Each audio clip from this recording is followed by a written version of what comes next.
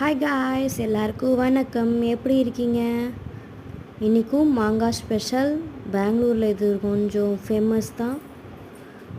நல்லா திருவி வச்சுட்டு இந்த உப்பு போட்டு நல்லா பெசரி வச்சுருங்க. கொஞ்சம் ஊறட்டும், நம்ம அந்த டிஷ்ஷு செய்கிற அளவுக்கு ஊறட்டும். நீங்கள் கையில் கூட பிசைஞ்சு வச்சுக்கலாம், நோ ப்ராப்ளம். கரண்டி போட்டு நல்லா பெசரி வச்சுக்கோங்க. பெசரி வச்சுக்கிட்டு அடுப்பு ஆன் பண்ணிவிடுங்க. ஒரு வானல் வச்சுட்டு அடுப்பு ஆன் பண்ணிடுங்க. கொஞ்சம் தண்ணி இல்லாமல் விட்டுருங்க. தண்ணி இருந்தால் கொஞ்சம் கெட்டு போயிடும், நீங்கள் ஸ்டோர் பண்ண முடியாது. நம்ம இப்போ ஸ்டோர் பண்ணுற அளவுக்கு தான் இப்போ நம்ம செய்ய போகிறோம். காஞ்ச உடனே 2 கரண்டி அளவுக்கு எண்ணெய் ஊற்றிடுங்க.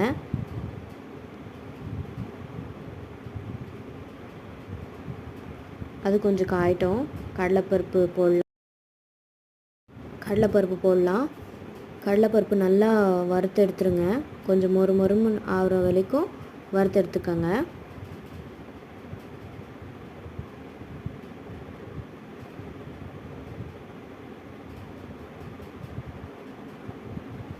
அடுத்தது உளுத்தப்பருப்பு போட்டு நல்லா வறுத்து எடுத்துக்கோங்க. அதுவும் ரெண்டும் வறுத்து எடுத்து சைடில் வச்சுருங்க.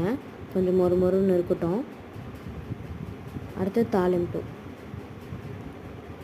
கடுகு போட்டுருங்க. ஒரு ஸ்பூன் அளவுக்கு கடுகு போட்டுட்டு பொரியட்டும். பொரிஞ்ச பிறகு நம்ம கருவேப்பிலை போடலாம்.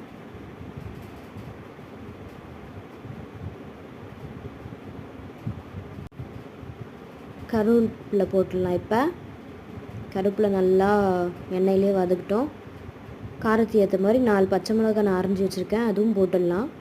நல்லா அதுவும் வறுத்து எடுத்துடலாம். வறுத்து எடுத்த பிறகு நம்ம உப்பில் ஊற வச்சுருக்கோம்ல மாங்காய், அந்த மாங்காய் இதில் போட்டு அந்த சூட்டுலேயே நல்லா பதமாக வறுத்து எடுத்துருங்க. சிம் ஃப்ளேமில் வச்சுருங்க அடுப்பை. நல்லா இப்போ அந்த வறுத்து எடுத்துருங்க. நல்லா வறுத்து எடுத்துட்டிங்கன்னா சூப்பராக இருக்கும். சுட சுட சாப்பாடு செஞ்சுட்டு இதை போட்டு பிசைஞ்சு சாப்பிட்டிங்கன்னா அந்த அளவுக்கு சூப்பராக இருக்கும். கடலைப்பருப்பு நம்ம வறுத்து வச்சுருந்தோம்ல, நீங்கள் அதை சுடு சாப்பாடில் பிசையும் போது அது கொஞ்சம் எடுத்து அதில் போட்டு கிளறி நீங்கள் சாப்பிட்லாம். அப்போ மொறுன்னு இருக்கும். ஏன்னா நீங்கள் இப்போயே இதில் போட்டிங்கன்னா கொஞ்சம் மெத்துன்னு ஆகிடும். நீங்கள் கரெக்டாக ஸ்டோரேஜ் பாக்ஸு ஏர்டைன் கண்டெய்னரில் ஸ்டோர் பண்ணி வச்சுருங்க. நல்லாயிருக்கும் சூப்பராக. தேங்க்யூ.